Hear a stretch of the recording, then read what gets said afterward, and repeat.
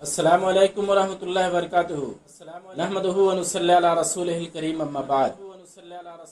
محترم حضرات، آج کا میرا درس ہے یوسف علیہ السلام کا قصہ، حصہ دوسرا حصہ۔ یوسف علیہ السلام کے بھائی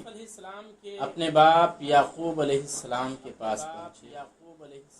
اور اپنے باپ سے کہا کہ اے ہمارے باپ، آپ یوسف علیہ السلام کے معاملے میں ہمارا اعتبار کیوں نہیں کرتے؟ اے ہمارے باپ، کل ہمارے ساتھ ہمارے بھائی یوسف کو بھیج دیجئے جنگل میں، یا کھیلنے کودنے کے لیے ہمارے ساتھ بھیج دیجئے۔ ہم چلیں گے اور اپنے بھائی کو لے کے جائیں گے،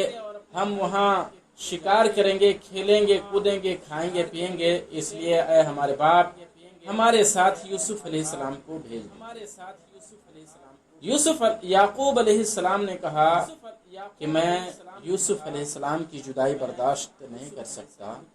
اور دوسری بات یہ ہے کہ مجھے ڈر ہے کہ کہیں تم لوگ اپنے کام میں مشغول نہ ہو جاؤ یا کھیل کود میں مشغول نہ ہو جاؤ اور یوسف علیہ السلام کو بھیڑیا کھا نہ لے۔ بھائیوں نے کہا کہ ہمارے باپ، ہم ایک بڑی جماعت ہیں، ہم مضبوط ہیں، طاقتور ہیں، اگر ہماری موجودگی میں یوسف علیہ السلام کو بھیڑیے نے کھا لیا تو ہم کس بات کے ہیں، کس کام کے ہیں؟ بہرحال یعقوب علیہ السلام نے اجازت دے دی، بھائی یوسف علیہ السلام کو لے کر کے چلے، اور ان لوگوں نے پہلے ہی یہ ارادہ بنا لیا تھا کہ ہم اپنے بھائی یوسف علیہ السلام کو کنواں میں ڈال دیں گے، لہذا وہ لوگ ایک گہرے کنواں کے اندر اپنے بھائی کو ڈال دیا، اور جب گہرے کنواں میں ان لوگوں نے اپنے بھائی کو ڈال دیا، پھر ادھر سے ایک قافلہ گزر رہا تھا، اس قافلے والوں نے اپنے سکا کو، اپنے پانی پلانے والے کو اس کنواں کی طرف بھیجا کہ تم پانی لے کر کے آؤ۔ وہ سکا، وہ پانی پلانے والا اس کنواں میں جب اپنا ڈول ڈالا، تو جب اس نے اپنا ڈول ڈالا تو یوسف علیہ السلام نے اس ڈول کو پکڑ لیا اور اوپر اٹھ گئے۔ پھر کیا ہوا کہ وہ لوگ اس کو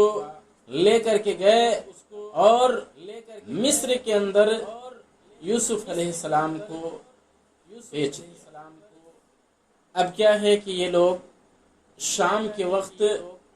بھائی شام کے وقت، یوسف علیہ السلام کے بھائی شام کے وقت روتے ہوئے اپنے باپ کے پاس پہنچے اور کہا کہ اے ہمارے باپ،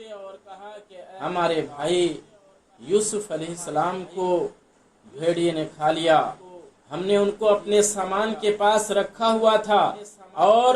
وہ سامان کے پاس تھے، اور ہم دوڑ کا مقابلہ کر رہے تھے اور ہم اس میں مشغول رہے اور مشغول ہو گئے، اور ہمارے بھائی کو بھیڑیے نے کھا لیا، اور ان لوگوں نے یوسف علیہ السلام کے کرتے کو ایک بکری کا بچہ یا کسی جانور کے خون سے لت پت کر دیا، اور اس کو لے کر کے عشاء کے وقت، رات کے وقت آئے اور رونے لگے اپنے باپ کے پاس۔ یعقوب علیہ السلام نے جب دیکھا تو یعقوب علیہ السلام اللہ کے نبی تھے، انہوں نے سمجھ لیا، اور ان لوگوں نے جو کپڑا کو خون سے لت پت کیا تھا اس سے بھی یعقوب علیہ السلام سمجھ گئے کہ یہ لوگ، ان لوگوں کا بنایا ہوا اور گڑھا ہوا یہ واقعہ ہے، کیونکہ بھیڑیا جب کسی کو کھاتا ہے تو پھاڑ کر کے کھاتا ہے، تو یوسف علیہ السلام کا بھی کرتا، اس کا بھی قمیص پھٹا ہوا ہوتا، لیکن قمیص صحیح سالم تھا اور اس میں خون لگا ہوا تھا۔ یعقوب علیہ السلام سمجھ گئے کہ ان لوگوں نے یہ قصہ بنایا ہے، یہ گڑھا ہوا قصہ ہے، تو یعقوب علیہ السلام نے کہا کہ فصبر جمیل، اس معاملے میں صبر کرنا ہی بہتر ہے، اور کہا واللہ المستعان علی ما تصفون، جو تم لوگ بیان کر رہے ہو، جو تم بتا رہے ہو، اس پر میں اللہ تبارک و تعالی ہی سے مدد طلب کرتا ہوں۔ پھر یہ لوگ قافلہ جو گزر رہا تھا، اس قافلے نے حضرت یوسف علیہ السلام کو جو کنویں سے اٹھایا، اور اٹھانے کے بعد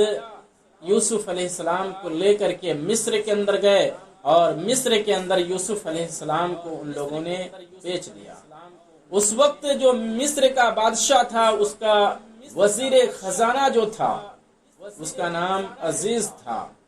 اس عزیز مصر نے یوسف علیہ السلام کو خرید لیا، اور خرید لینے کے بعد اپنی بیوی سے کہا کہ تم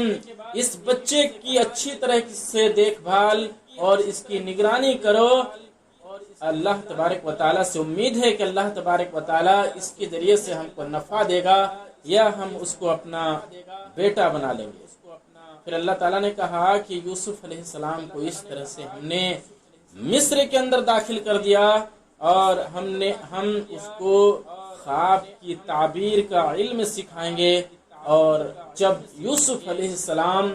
نوجوان ہو گئے، جوانی کی دہلیز پر پہنچے، تو اللہ تبارک و تعالیٰ نے اس کو علم اور حکمت سکھایا، اور اللہ تعالیٰ نے کہا کہ ہم اسی طرح سے نیک لوگوں کو بدلہ دیتے ہیں۔ پھر یوسف علیہ السلام جب اپنی جوانی کی دہلیز میں پہنچے تو وہ ایک حسن و جمال کے پیکر تھے، وہ ان کا حسن و جمال اپنے شباب پر تھا۔ عزیز مصر کی بیوی جو تھی وہ یوسف علیہ السلام پر فدا ہو گئی اور ڈورا ڈالنے کی کوشش کی، اور اس نے ایک دن یوسف علیہ السلام کو گھر کے اندر لے کے گئی اور تمام دروازے بند کر دی، اور یوسف علیہ السلام سے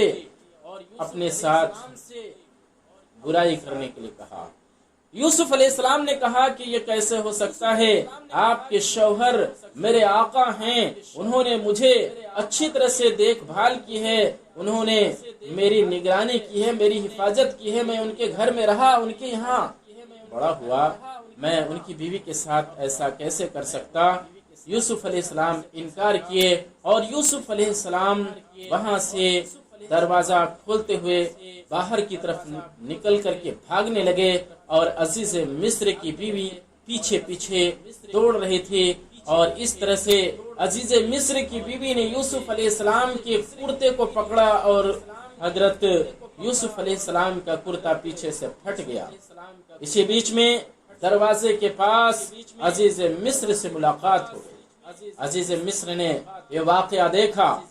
تب عزیز مصر کی بیوی نے